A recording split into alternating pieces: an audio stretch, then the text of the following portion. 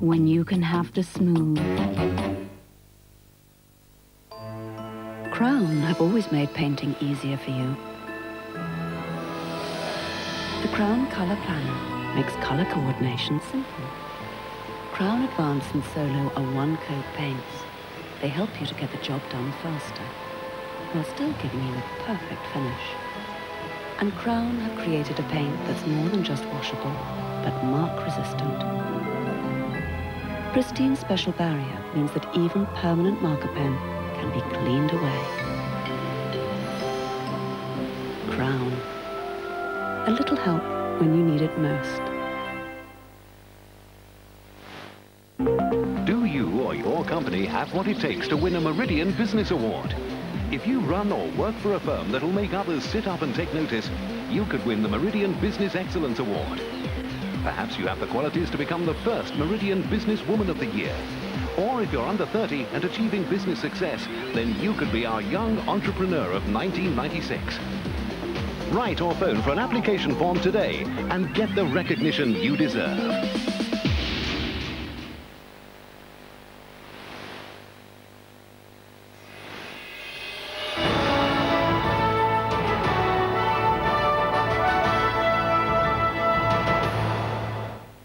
Good evening, the news now from Meridian. Police are continuing to question a woman about a stabbing at her home in Hampshire earlier this week. Officers went to the village of Tadley after a woman was found with knife wounds to her back. 38-year-old Philippa Orchard is still recovering in hospital. The house owner was herself admitted to hospital after being discovered seriously ill at Southampton, but she's now been discharged by doctors and has been interviewed all day by detectives at Basingstoke Police Station. Insurance assessors for Mid-Southern Water have today been visiting homes at Bracknell, flooded by yesterday's burst water main. A total of 26 properties were waterlogged on the Great Hollands estate. Appointments were made this afternoon so assessors could survey the damage. The company's head of operations has guaranteed no householder will lose out, including 4 owners who didn't have their own insurance cover. It's thought the high-strength plastic water main split due to ground movement. All supplies in the area have now been reconnected, but clearing up will take several days.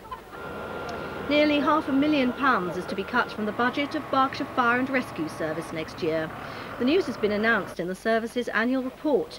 Chief Fire Officer David Harper says funding has become a matter of extreme concern, but says Berkshire continues to have an effective service. A young woman who stole £20,000 to pay for IVF fertility treatment has given birth to triplets. 27-year-old Michelle Darby from Bracknell and her 3 babies are said to be doing well. They were born at Wexham Park Hospital in Berkshire. 2 girls and a boy, all weigh between 4 and 5 pounds. They've been named Megan, Louise and Brandon. Mrs. Darby was nearly sent to prison when her case was heard at Reading Crown Court. She admitted taking the money from her employers, who are now pursuing a civil case against her to get their money back. But recorder Joseph Boothby gave her a suspended sentence after hearing she had become pregnant. Well, 5 years ago they were facing extinction, but now they're flourishing in Hampshire. The Cooney is a rare type of pig, and for one animal lover has made an ideal pet, as Mary Stanley now reports. Sit, good, go. They make ideal pets, according to owners Angela and David Blake. They've been breeding Cooney pigs on their farm at Stoke near Andover. I fell in love with them. I saw them by chance and I just fell in love with them and I just had to have them. We had some pigs before, some Tamworth, which were great fun, but nothing like these. These are so friendly and cuddly and they seem to think they're human. They're just great. These are the latest arrivals, just a week old. Now there's 200 Cooney pigs in this country. They used to be the Maori village pig and were brought over from New Zealand 4 years ago. The Blakes are now looking for owners for these babies, from people who want to keep this rare breed in existence. Mary Stanley in Andover for Meridian News. A free festival celebrating the healing arts has been taking place today at Reading. Visitors were able to sample all kinds of what's known as hands-on treatments. They included massage, acupressure, reflexology, yoga and shiatsu. These kinds of alternative therapies are not generally available on the National Health Service, but organisers say if more people become convinced of their benefit, then the NHS is more likely to become involved. steamboat owners are enjoying a mass cruise along the Kennet and Avon Canal in Wiltshire this weekend. It's one of 30 rallies taking place on canals throughout Britain over the bank holiday. They set off from Hungerford Town Wharf this afternoon and will arrive at Newbury tomorrow. All the owners are members of the Steamboat Association, and this evening they're stopping a few miles up the canal at Kintbury, where they'll enjoy a meal by the millstream. Weather allowing, of course, and the weather, unsurprisingly, has played havoc with today's Sunday cricket. Hampshire's match against Durham at Portsmouth was abandoned due to a flooded pitch. Well, that's all for now. We're back, though, with our bank holiday bulletins tomorrow, first just before 5 in the afternoon. So we'll see you then. Bye-bye.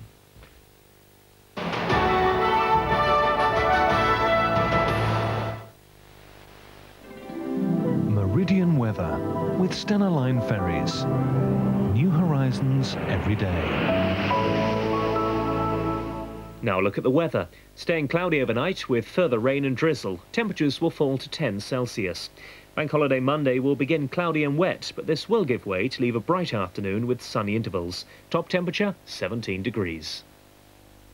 Call the Meridian weather line, sponsored by Stena Line ferries. From the studios of ITN, the news with Nicholas Owen. Good evening, welcome to the programme. The headlines. A Tory MP threatens to resign the whip over Major's beef crisis. Road rage enters the highway code. And England's footballers fail to deliver Eastern promise. The Conservative MP and former Minister George Walden is threatening to resign the party whip over John Major's handling of the beef crisis. He's described the government's anti-European stance as foolish. His attack coincides with a warning from the European Commission President Jacques Santer that a timetable for lifting the ban on British exports is unlikely. Here's our political correspondent, Hugh Pym. George Walden doesn't want to be labelled as pro-Brussels, but he says he's appalled by the Prime Minister's decision to disrupt European business till progress is made on lifting the ban on British beef. I think that it makes him look foolish, it makes the Conservative Party look foolish, and what is worse, it makes the country look foolish. And if you're a real patriot, you don't make a fool of your country. And he told me he's considering his position as a Conservative MP. So might you consider resigning the whip or becoming an independent Conservative before the next election? I think we've had many rash actions in the last few weeks, and I don't want to add to that, but I do think that there could come a stage if the party does slide off into sort of rather vulgar nationalistic populism, where some people, including myself, might ask themselves what they're doing in that party. And while John Major was cheered by many Tories when he announced his non-cooperation policy to the Commons, his get-tough stance has come under fire from the European Commission President Jacques Santer, who's also rejected British demands for a timetable leading to a complete easing of the beef ban. We cannot, in our office, decide how long it lasts, what would be the timetable, and so on. That is very counterproductive. Nobody would give any confidence to such a measure. And with Tory right-wingers expressing their anger at Jacques Santer's comments, the Prime Minister's entering dangerous waters. If George Walden does decide to leave the Conservative Party, the government's Commons majority would be wiped out. Hugh Pym, ITN, Westminster. Hopes are fading for 4 men who are missing after their fishing boat capsized off the Scottish coast. The Equinox went down off the Heads of Ayr last night. 5 people jumped overboard. One of them, a woman, was rescued after spending hours in the sea. The Department of Transport said today that so-called road rage will feature for the first time in the new edition of the Highway Code. Drivers will be given tips on how to avoid tense situations, which are increasingly escalating into violence and even death. Adrian Britton reports. A minor road accident. In this case, the drivers stay calm. But what was once thought of as an American phenomenon is now officially recognised as one of Britain's modern-day menaces. The studies show road rage is on the increase. Exactly a week since Stephen Cameron was stabbed to death in an argument with another driver at a motorway junction, the Department of Transport has confirmed that for the first time, the Highway Code will feature advice on how to deal with aggressive drivers. Motorists will be told to apologise when they annoy other road users, to avoid eye contact with other drivers in tense situations, and never to leave their car if they're threatened. But one motoring organisation says the advice doesn't go far enough. Well, we think a more practical way forward is to address attitude while new drivers are learning, particularly young new drivers. The aggression test to identify so-called road bullies is one of several ideas from motoring organisations. The RAC believes counselling could help stop road rage. As happens with drink drivers at the moment, aggressive drivers will be made to talk about their behaviour in the hope that that may stop them re-offending. But senior officers believe road rage is most effectively tackled using high-tech policing methods. Highly visible cars, camera technology, and that's increasing day by day, where in fact we can see people with videos in cars, with roadside cameras, with cameras dealing with speed. There will now be a widespread media campaign to persuade drivers to keep their cool when provoked. Adrian Britton, ITN. Police were today waiting at the bedside of a young woman who was beaten unconscious in front of her twins by a gang of schoolboys. Marcia Onwunna was attacked as she strolled through Croxteth Park in Liverpool with her 3-year-old daughters. The attackers are believed to be a gang of teenage boys from a local school. Detectives are questioning a man today after a football fan died in a fight outside Wembley Stadium. The victim from Plymouth died from a head injury in a fight before yesterday's 3rd Division playoff between Plymouth Argyle and Darlington. Police are treating it as murder. And new research has found that babies who are fed formula baby milk could be at risk from some of the chemicals in the products. 9 leading brands have been found to contain high levels of substances which can severely damage human fertility. British holidaymakers in Mallorca are furious that they weren't told enough about the meningitis outbreak on the island resort. 2 children there have died from the disease. Some tourists say they had to rely on the British press for details. Hal Jones reports from Mallorca. Soaking up the Spanish sunshine, but kept in the dark about a deadly disease. That's the claim of British holidaymakers at this apartment complex in Mallorca. 3-year-old Thomas O'Neill suffered a bout of meningococcal septicemia, one of the gravest forms of meningitis. But the first that families in neighbouring apartments knew of the outbreak was when they read it days later in an English newspaper. Disgusted, really disgusted. I mean, surely, if we've got a rep here, they should be keeping you well informed. No information at all. Why should you read it in a paper? Leaflets about the disease have become holiday reading around the pool. Meningitis is usually transmitted person to person, not swimmer to swimmer. Even so, no one wanted to be first back in the water.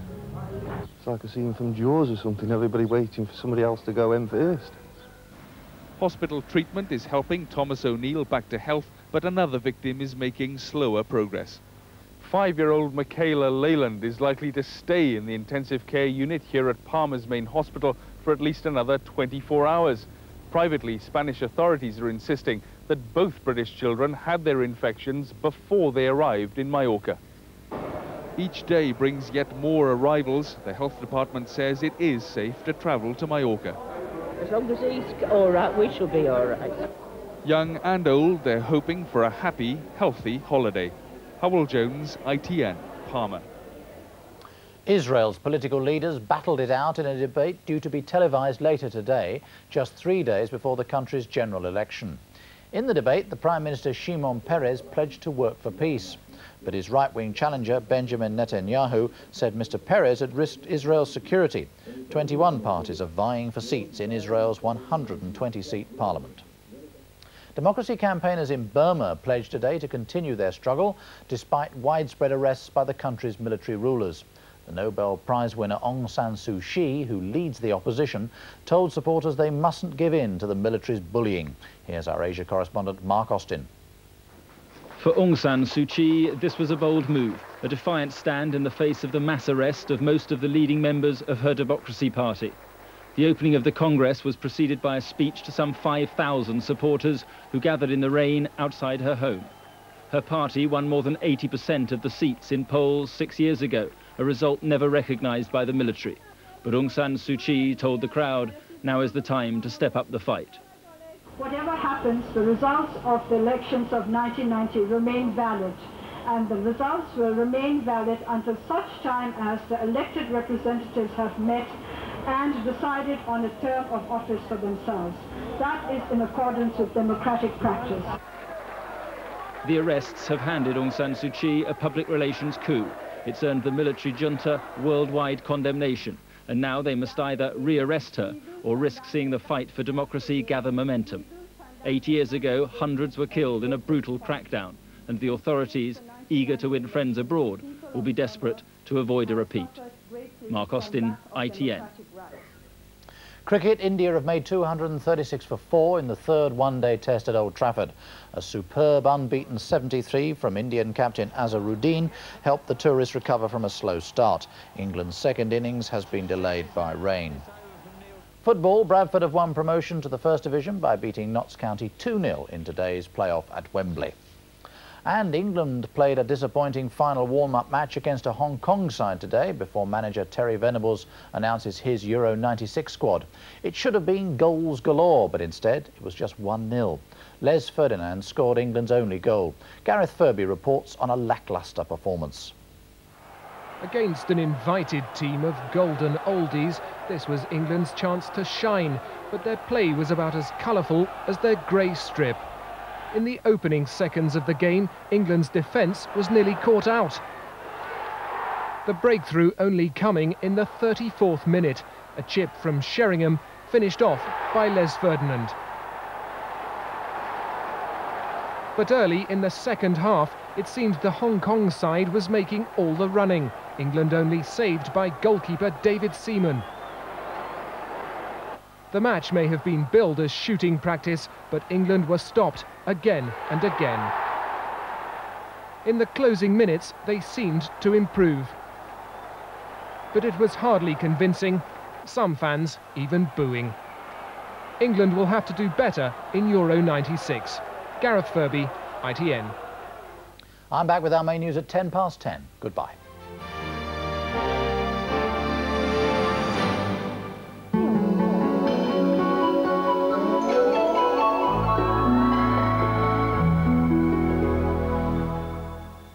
Hello, good evening. Well, today got steadily worse for most of us, but tomorrow will get better steadily through the day as the cloud and patchy rain moves away to the south and east. Brighter weather coming in from the north and west for us all tomorrow.